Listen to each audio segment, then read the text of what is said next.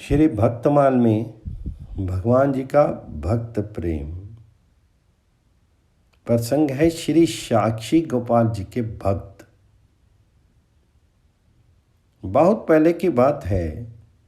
गौड़ देश में दो ब्राह्मण निवास करते थे। इन दोनों में एक कुल और आयु दोनों में बड़ा था और दूसरा नई अवस्था वाला साधारण कुल का था। दोनों तीर्थ यात्रा करने के लिए घर से चले। अनेक तीर्थों का दर्शन करते हुए दोनों वृंदावन धाम में आए। देवयोग से बूढ़ा ब्राह्मण बीमार हो गया। तब उस युवक को बड़े प्रेम से खूब सेवा की।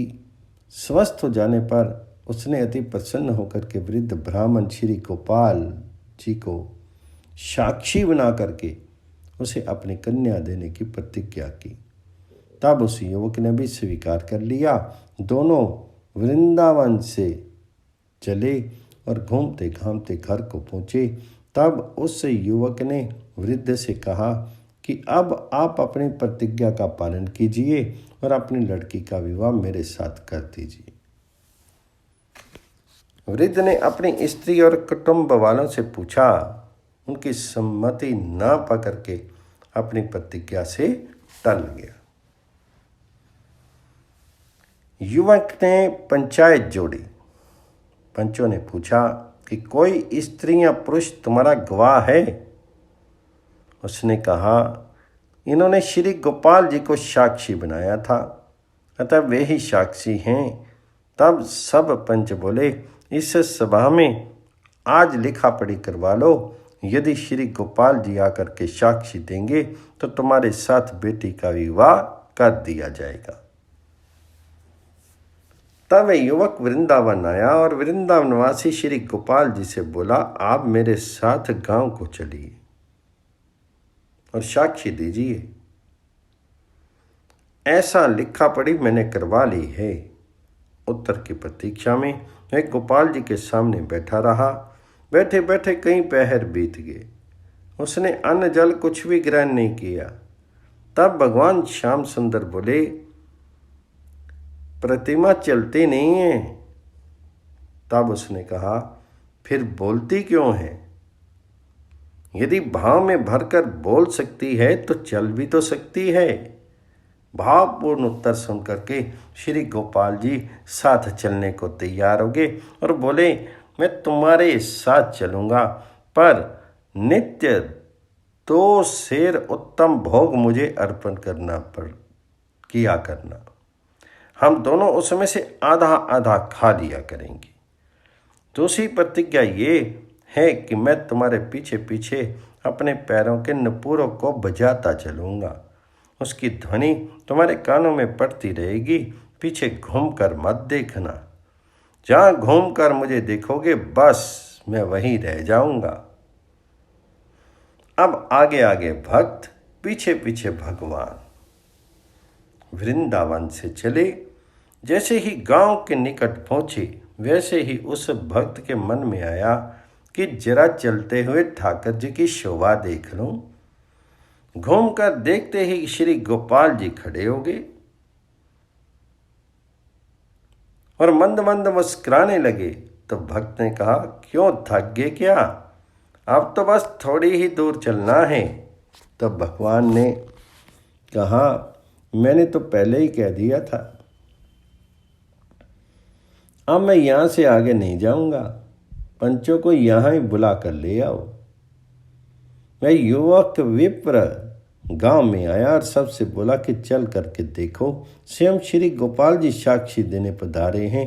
ये सुनते ही सब लोग आश्चर्यचकित रह गए। गांव के सभी लोग दौड़ करके आए। पंचों के सामने श्री गोपाल जी ने श्री मुख से बोल करके साक्षी दी। इस प्रकार दोनों भक्तों की तथा अन्यों की अभिलाषाएं पूर्ण हो गई। फिर वह श्री गोपाल जी का श्री विग्रह लौट करके वृंदावन नहीं आया। राजा ने श्री गोपाल जी के लिए प्रेम से भोग राग का प्रबंध किया।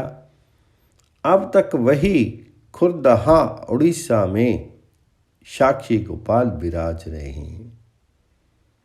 अपने भक्त की साक्षी देने के लिए भगवान जी के वृंदावन से उड़ीसा आने की इस घटना का श्री प्रियादास जी महाराज अपनी कविताओं में इस प्रकार वर्णन करते हैं। गौड़ देशवासी उभे विप्रता की कथा सुनो।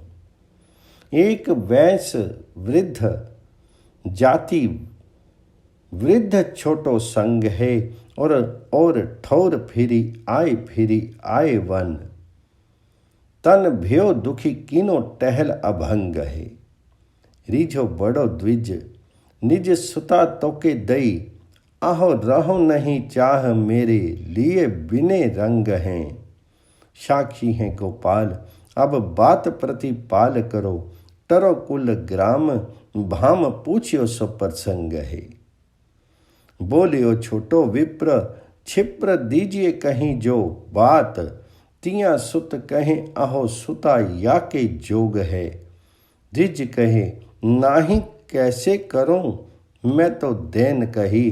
कहीं भूली भयो विथा को प्रयोग है।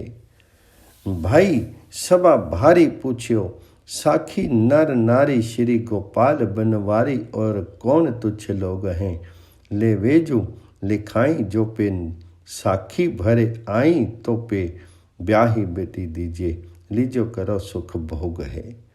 आयो वृंदावन वनवासी श्री गोपाल जी सो बोलियो। चलो साखी देवी लई है लिखाई के। बीते क्यों याम तब बोले श्याम सुंदर जो। प्रीतम न चले तो मैं बोले क्या जो भाई की।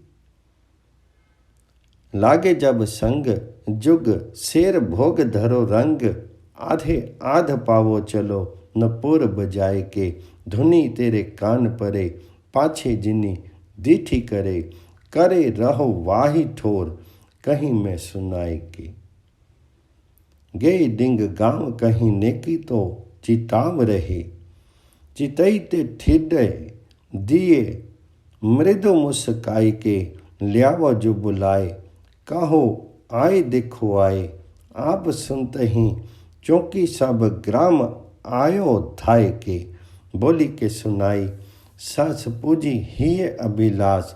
लाख लाख भांति रंग भरियो और भाई की। आयो न स्वरूप फेरी बिने करी राख्यो घेरी। भूप सुख ढेरी दियो अब लोभ जाए की।